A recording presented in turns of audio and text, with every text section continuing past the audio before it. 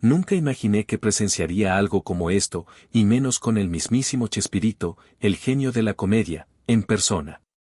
He pasado tardes enteras en el Sazón de la Abuela, un restaurante, a día de hoy cerrado, pero que en la época de los 80 era muy concurrido en Ciudad de México. Comiendo mole, charlando con vecinos y viendo el mundo pasar desde una mesa junto a la ventana.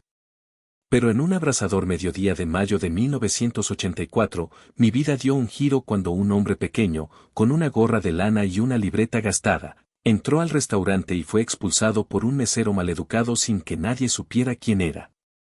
Horas después, cuando lo encontré por casualidad en la calle, me contó una historia que cambió para siempre cómo veía el Chavo del Ocho. Me explicó por qué lo corrieron, y cerca del final, me confesó un secreto tan oscuro que podría haber destruido el legado de la vecindad. No lo revelaré aún, pero quédate hasta el final, porque esto no es solo una anécdota de un restaurante. Es una verdad que pesa más que cualquier plato que haya probado. Suscríbete, activa la campana y prepárate para una historia que nunca salió en la vecindad. Era un mediodía de mayo de 1984, y el restaurante El Sazón de la Abuela estaba en plena ebullición. El sol entraba a raudales por las ventanas, iluminando las mesas de madera cubiertas con manteles de plástico a cuadros. El aroma a mole poblano, carne asada y tortillas recién hechas llenaba el aire, mezclado con el murmullo de los clientes y el tintineo de los platos. Yo estaba sentado en mi mesa habitual, cerca de la ventana, con un plato de enchiladas verdes y un vaso de agua de Jamaica, hojeando un periódico viejo. El lugar estaba lleno, familias riendo, viajeros comiendo rápido, niños corriendo entre las mesas. El ventilador de techo zumbaba sin descanso, luchando contra el calor que hacía vibrar el aire afuera. Entonces entró él. Un hombre pequeño, con una chaqueta arrugada, una gorra de lana que parecía absurda bajo el sol, y una libreta bajo el brazo, como si fuera lo único que lo mantenía en pie. Su rostro me resultó familiar, pero no lo ubiqué. Pidió una mesa, y un mesero lo sentó en una esquina, cerca de mí. No parecía un cliente común. Apenas tocó el menú, pidió un café y unas enchiladas verdes, y se puso a escribir en su libreta con una intensidad que llamó mi atención.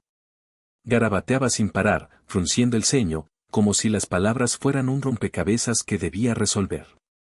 Los otros clientes no le prestaron atención, pero el mesero, un tipo joven y malhumorado llamado Javier, lo miró con desdén. «¿Qué se cree que esto es su oficina?», murmuró Javier al pasar por mi mesa, limpiándose las manos en el delantal. Intenté ignorarlo, pero noté que el hombre seguía escribiendo, apenas probando su comida. El restaurante estaba a reventar, y un grupo grande esperaba mesa en la entrada. Javier, con su actitud de siempre, se acercó al gerente, don Raúl, y señaló al hombre. «Ese tipo está ocupando espacio, y no consume casi nada», dijo, lo bastante alto para que yo lo oyera. Don Raúl, un hombre de pocas palabras y mal genio, asintió. «Dile que se apure o que se vaya», ordenó. Javier se acercó a la mesa del hombre, con una postura que gritaba impaciencia. «Oiga, señor, necesitamos la mesa». «Termine rápido, por favor», dijo, con un tono que sonaba más a orden que a petición. El hombre levantó la vista, sorprendido, y dijo algo en voz baja, como si intentara explicarse. Pero Javier no le dio chance. «No, aquí no es biblioteca. Si no va a pedir más, váyase». El restaurante se quedó en silencio, los clientes giraron la cabeza, y yo sentí una punzada de incomodidad. El hombre no discutió. Cerró su libreta, dejó unos billetes en la mesa y salió con la cabeza baja, la gorra ladeada, como si quisiera desaparecer. Pensé que era el fin de la historia, pero algo en su mirada, una mezcla de tristeza y resignación, se me quedó grabado. Unas horas después, cuando el sol seguía alto y el calor no daba tregua, lo volví a ver. Había terminado mi comida y salí a caminar por la calle polvorienta frente al restaurante, buscando un poco de aire. Ahí estaba él, sentado en un banco bajo la sombra de un árbol, con la libreta abierta en el regazo, escribiendo como si el mundo dependiera de ello. Me acerqué, movido por una mezcla de curiosidad y culpa por lo que había pasado en el restaurante. «Oiga, señor, lamento lo de hace rato», dije, sin saber bien qué esperar. Él levantó la vista, y entonces lo reconocí. Era Chespirito, Roberto Gómez Bolaños, el hombre detrás del Chavo, del Chapulín Colorado, de las risas que llenaban mi casa cada semana. No te preocupes, dijo, con una sonrisa cansada pero amable. No es la primera vez que me corren de un lugar.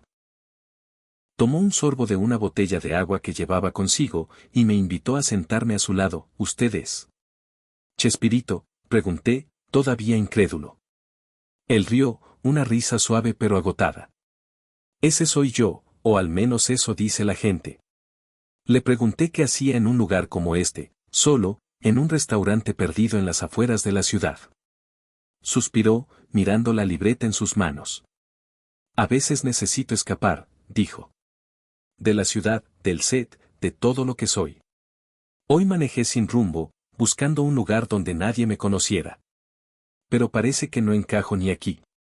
Su voz tenía un peso que me intrigó, como si cargara algo más grande que una simple expulsión de un restaurante.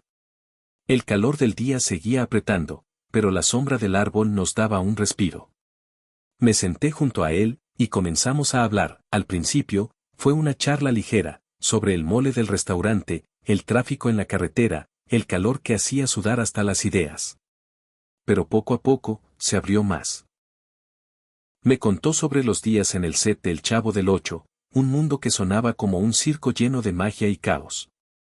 Habló de Ramón Valdés, don Ramón, el hombre que llegaba con un cigarro en la mano y una broma que hacía reír a todos, incluso en los días más tensos.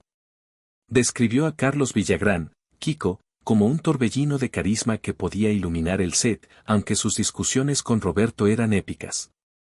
María Antonieta de las Nieves, la Chilindrina, era una fuerza de la naturaleza, siempre proponiendo ideas para sus escenas.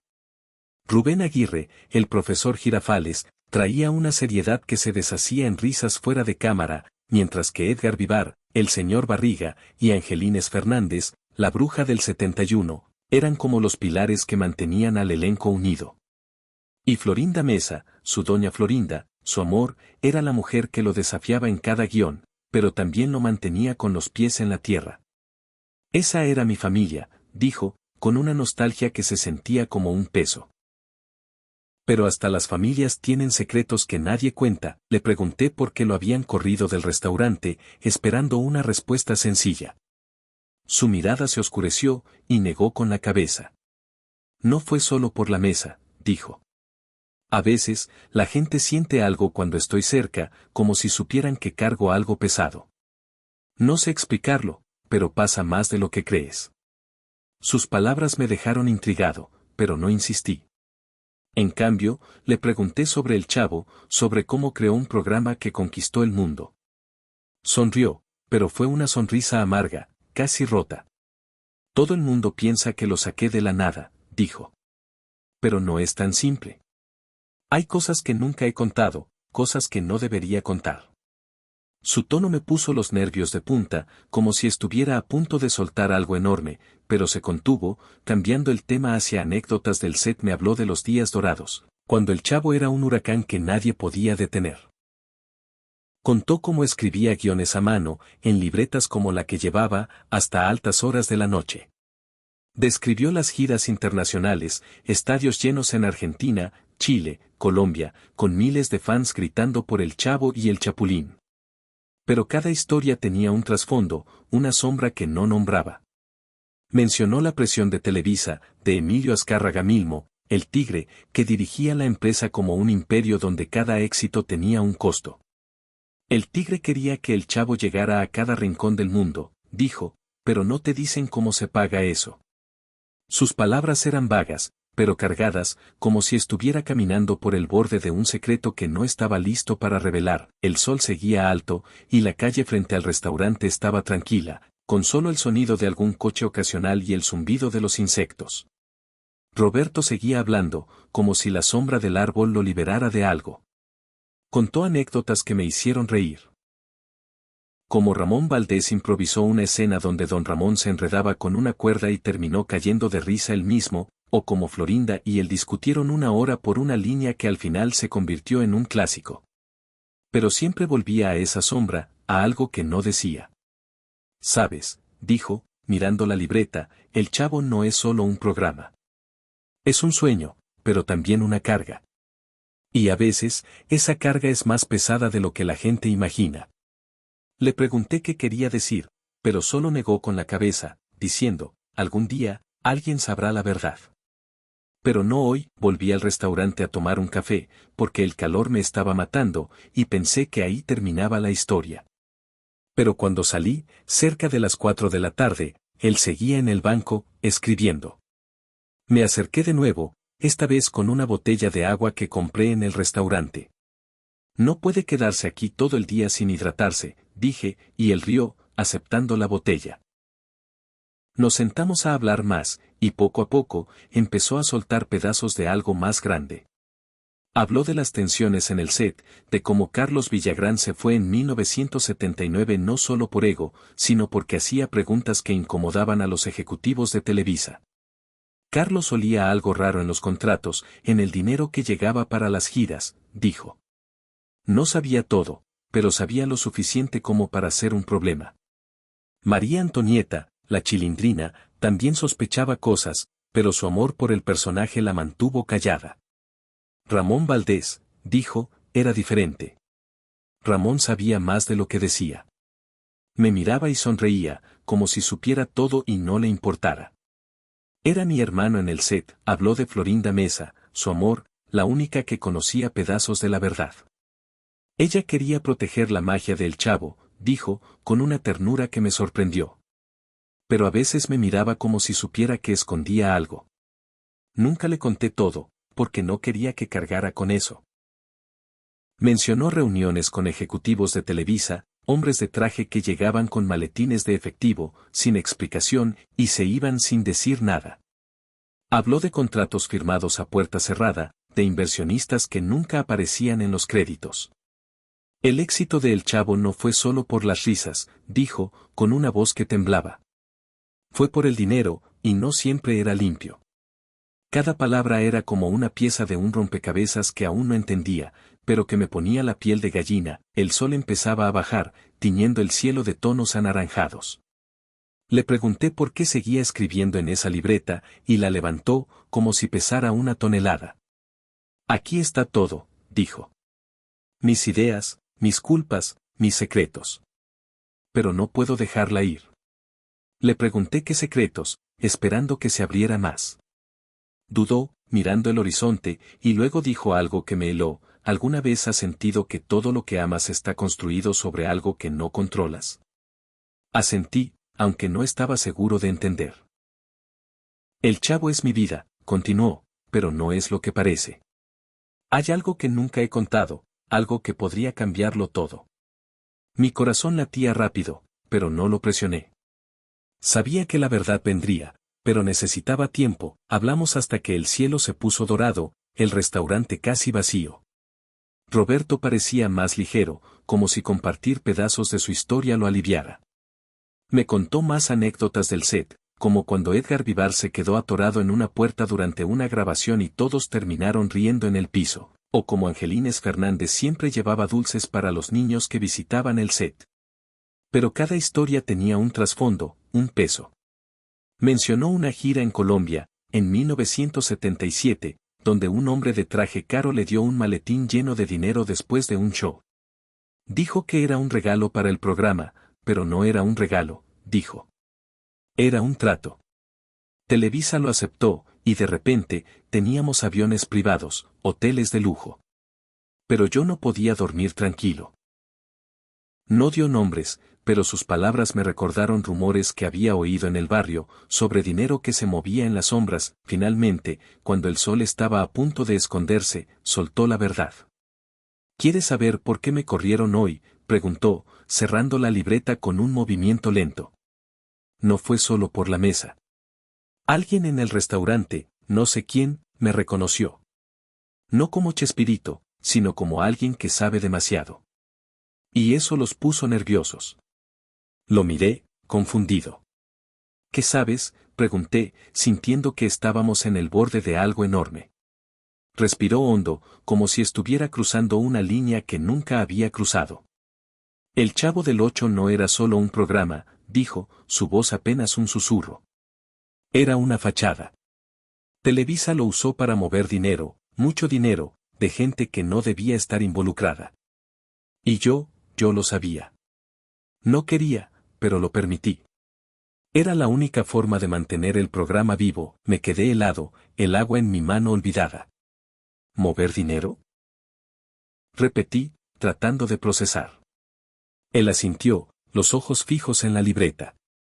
No sé todos los detalles, y no quiero saberlos. Pero en los 70, cuando el Chavo empezó a crecer, Televisa necesitaba fondos para llevarlo a otro nivel, giras, transmisiones internacionales, sets más grandes. Ese dinero no venía de los patrocinadores que todos conocían, como Bimbo o Coca-Cola. Venía de otros lugares, de gente poderosa, de fuera de México. Gente que veía en el Chavo una forma de limpiar su dinero, de hacerlo parecer legítimo. Y yo, para proteger mi sueño, miré para otro lado.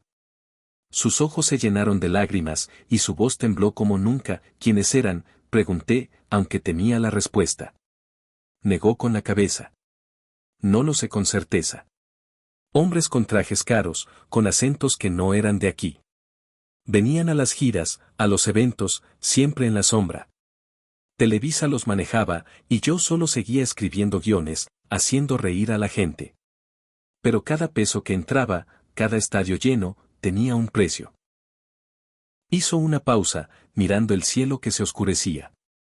Ramón sospechaba, creo. Por eso nunca preguntaba, solo sonreía. Carlos Villagrán hizo preguntas, y por eso se fue. María Antonieta intuía algo, pero nunca lo dijo. Y Florinda, ella quería creer que todo era puro, pero sabía que no lo era, me contó más, como si confesar lo hubiera desatado. Habló de noches en las que escribía guiones solo para olvidar, de cómo cada risa en el set le recordaba lo que había sacrificado. Quise parar, decir la verdad, dijo. Pero Televisa no lo permite. Una vez que estás dentro, no sales. Habló de una reunión en 1975, en una oficina de Televisa, donde el Tigre le dijo que el Chavo era más grande que él, que no podía fallar, sin importar el costo. Me dieron a elegir, dijo. O seguía el juego, o el programa moría. Y yo no podía dejar que muriera.